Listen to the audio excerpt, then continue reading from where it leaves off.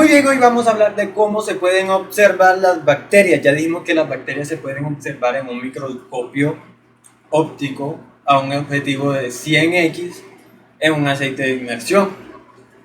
Bien, pero se requieren otros procesos antes de ponerlo en un microscopio porque no todas las bacterias reaccionan diferente y normalmente son incoloras, ¿sí? Es decir, que si tú vas a ver una bacteria así de la nada, solo con ponerla en un microscopio no vas a ver absolutamente nada. Entonces, vamos a ver qué tipos de colorantes o qué tipos de técnicas se utilizan para observar mejor las bacterias. Primero, sin tinción, es decir, sin ningún colorante. Normalmente se le llama examen en fresco y se le agrega glicerol o alguna solución no acuosa que mejore el índice de refracción de los rayos de luz que pegan por el microscopio desde abajo para que podamos verlas. Pero esta técnica solo sirve para determinar la existencia de la bacteria, es decir, ver si ahí donde tenemos la muestra hay una bacteria. No sabemos cuál, no sabemos qué tipo, género, nada, pero sabemos que ahí hay una y podemos ver la capacidad de moverse de ella también con esta técnica. Sin embargo, mezclando esta técnica con otras o con otros aspectos, se pueden hacer un tipo de observación especial. Por ejemplo, la observación del examen en fresco con tinta china permite observar si la bacteria, además de que existe y de que puede moverse, tiene cápsula. La cápsula es una estructura que no tienen todas las bacterias y que normalmente tienen las bacterias patógenas, las que enferman, las que hacen daño. Y es muy importante determinar si esa bacteria pues, tiene cápsula, y si es así pues ya nos va dando una idea de qué tipo de bacteria puede estar ahí en esa muestra. O por ejemplo utilizar el examen en fresco con un microscopio de campo oscuro para ver treponemas o leptospiras, que son un tipo de bacteria y que con esta técnica pues ya podríamos distinguir entre dos tipos de bacterias. Ahora, las técnicas con tinción se basan en la afinidad que tiene el colorante o los tipos de colorante con las estructuras de la bacteria. Por ejemplo, un colorante catiónico, es decir, un colorante que tiene carga positiva, se va a sentir atraído a las estructuras de la bacteria que tienen carga negativa, que normalmente son el ácido nucleico, ¿sí? O sea, el material genético del ácido nucleico, o los polisacáridos.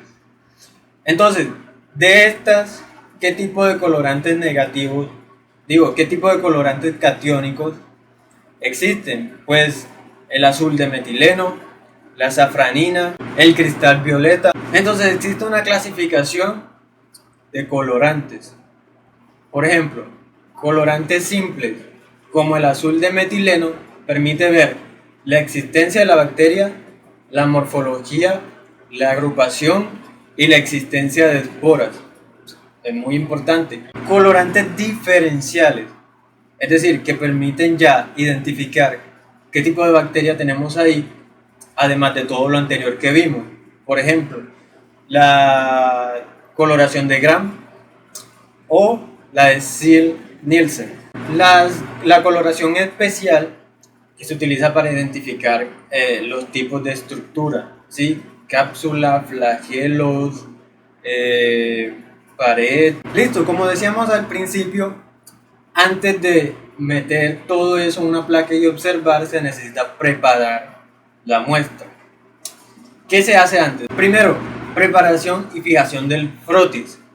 ¿Qué se hace? Primero se debe extender homogéneamente, ¿sí? En el portaobjetos, la placa, se debe extender homogéneamente la muestra de la bacteria, ¿sí?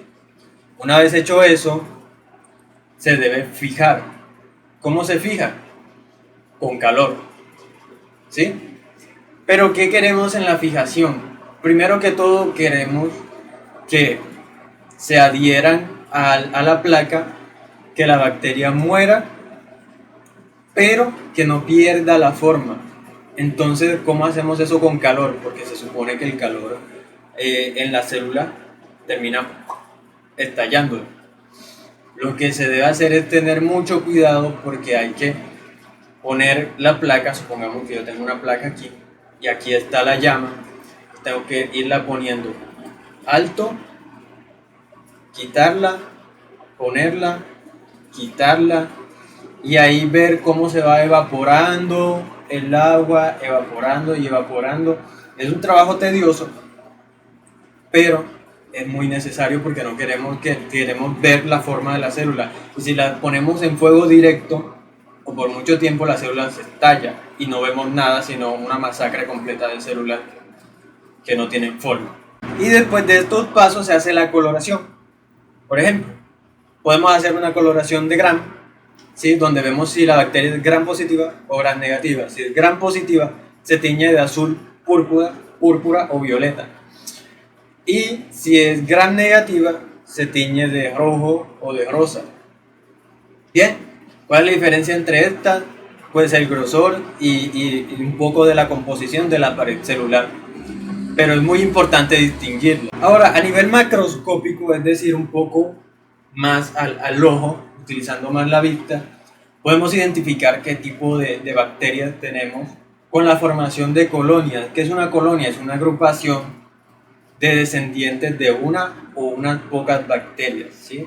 Por ejemplo, tenemos unas cuantas bacterias y permitimos que ellas se reproduzcan en un medio, se reproduzcan y ellas forman colonias distintivas, ¿sí? Con diferentes colores, tamaños, formas, olores incluso, y eso nos permite identificar qué tipo de bacteria tenemos ahí. Entonces vamos a ver algunos ejemplos. Por ejemplo, la forma. Si la forma es circular, podemos tener un Staphylococcus. Si es irregular, o filamentosa bacillus. Bordes. Si son ondulados, tenemos bacilos largos como Bacillus anthracis. En sierra o dentados, podemos tener a la famosa Yersinia pestis. O si los bordes son lisos, podemos tener Proteo vulgaris o Escherichia coli. Si la tienen superficie plana, convexa, mamemolada, umbilicada. Umbilicada puede ser Pseudomonas pneumoniae. El pigmento, es decir, el color. Verde, puede ser amarillo, puede ser grisáceo. El comportamiento brillante, por ejemplo, el Streptococcus opaca de Staphylococcus. El comportamiento frente a la luz. Olores, puede ser frutal, puede ser putrefacto como el de los anaerobios. Consistencia mucoide, ¿sí? Que da a entender que ahí hay bacterias capsuladas o forman cubiertas como Klebsiella pneumoniae.